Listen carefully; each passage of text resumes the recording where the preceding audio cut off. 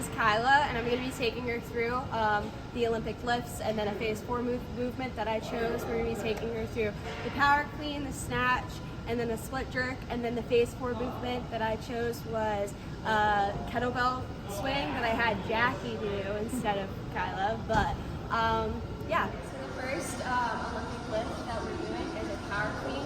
First, when we bring it down, we'll have Kyla do the RDL. So I'm going to have her come up to the bar, create torque by pulling on the bar, activating those lats, and come down, pushing her hips back like she's going to touch the wall. She's going to come down to her knees and then drive back up. Do one more. Don't go down as far. Perfect. All right. Now I'm going to have her do the first pull of the power clean. You're going to have to put them down in the box. And then what she's going to focus on is getting those shins close to the bar, hinging like that RDL, and then driving up to her knees, and then coming down. All right. Now I'm going to help her move the bar to the rack.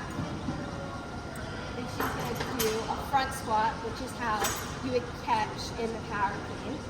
So she's going to get under the bar. Her elbows are going to be up. All right.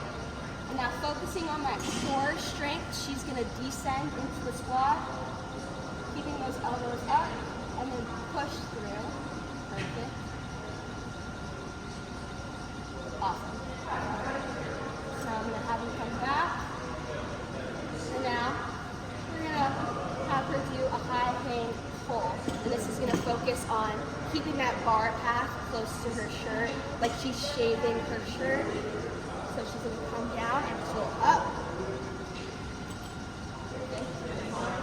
She's still hinging, pushing that butt back like that RDL. All right, that looks good. Now we're going to put it all together and we're going to do the power clean. Before, she's going to focus and put all those components together, hinging like she's in that RDL, keeping that bar close to her shins. She's going to pull up like her first pull, go into triple extension, use those hips, pushing the floor away, not using her arms until that second pull, getting under the bar, and ending in a front squat position. Right. One thing I would change about that is she didn't really use her hips in that triple extension. So I would tell her, make sure you're pushing the floor away and that you're driving your hips up before you get into that second pull.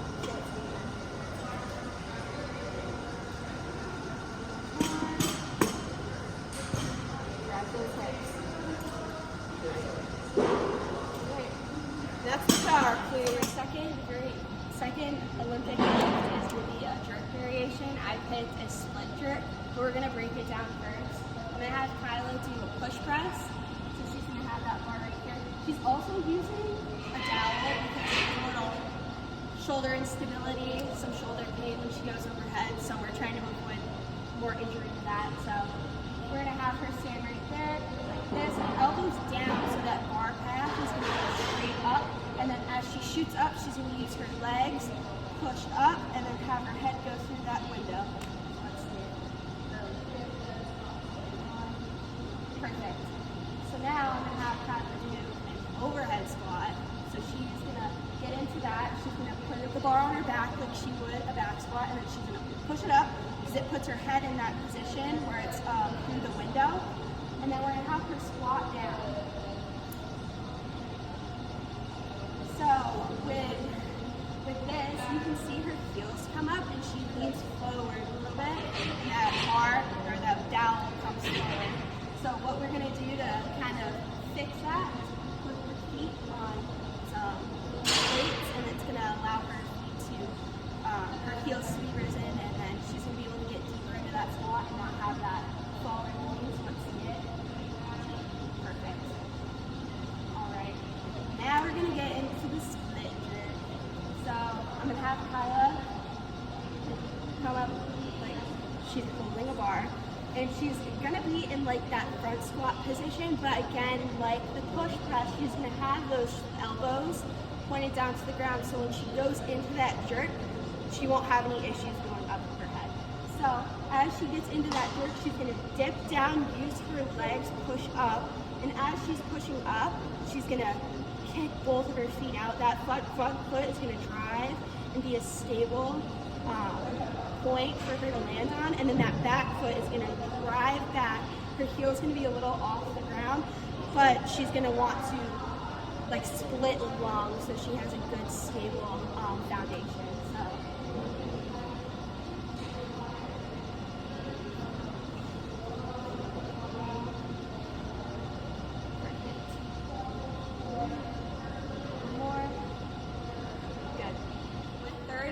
Lift is going to be a snatch, and we're going to take Kyla through the progressions of that and then have her kind of do all of it at the end.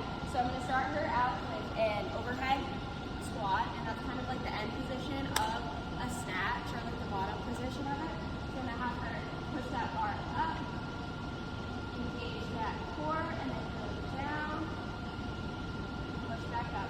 I have the plates underneath like before because she has some shoulder mobility and stability issues, and then some hip mobility issues. So that just makes that movement a lot easier for her. And then I'm going to have her do an RDL. And that's just going to focus on the hinge part of the movement, which is really important in that middle part when you're driving up. So we're going to have her hinge at her hips, create torque on the bar with her lats, push that butt back, and drive up. And how she's being explosive with her hips is really nice because in that snatch, you're going to have to really focus on that triple extension, and that also ends at the hip. So now we're going to do a high snatch. Kyla's going to do it with the dowel because she has some problems going overhead. So we're just going to start her out with that. If we were on an actual bar, her grip would be in a snatch grip, and their snatch grip brings on the bar, so it's going to be a wider kind of grip. So when you go overhead, it's a little more comfortable of a position. You can use those shoulder muscles to really stabilize that bar. So we're going to have her sit that dowel in her hip crease. She's going to come down like it's an RDL, and then drive up and snatch that bar. One thing that I would change with what she just did is use those hips a little bit more, kind of drive up into it. I know it's hard because there's no weight on it, but yep. All right, and now I'm gonna have her do it from the floor. So we're gonna do an actual snatch now. So bar is close, and then she's gonna drive up, get low, perfect. And I'm gonna have her do that again. As you can see, when the bar is down on the floor, it's gonna be close to her chin. So then that bar pack is going to go up nicely through her body, and then she's going to drive up, get underneath that bar. She did that really well. And then her feet also shift out for a more stable position, which was really nice. But yep, this is my Phase 4 movement is going to be a single arm kettlebell swing.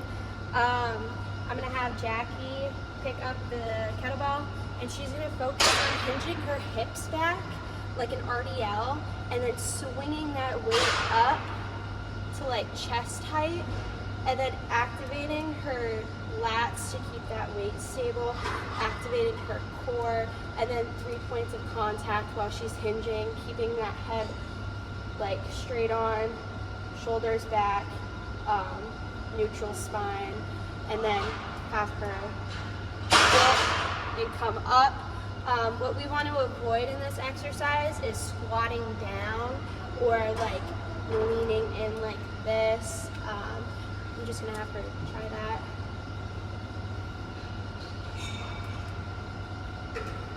Perfect. All right. Why this would be a space forward movement is because it's kind of complex. It has a hip hinge, which I think is one of the hardest things to teach and one of the hardest things to do in strength and conditioning. So making sure that the athlete has the RDL down and that hinge down specifically is really important. And because it's like a fast moving movement, you're using your arm, like it's a full body kind of thing. It's almost like a plyo. So it's like really important that that hinge is like perfect and that those 3 points of contact and the midline stability is like on, so we avoid injury. A regression that I would do for this is a normal kettlebell swing with 2 arms. Jackie can't do it because she just had shoulder surgery, so. But just the same kind of concept, hinging, kind of using those glutes and those hamstrings to move that kettlebell up, and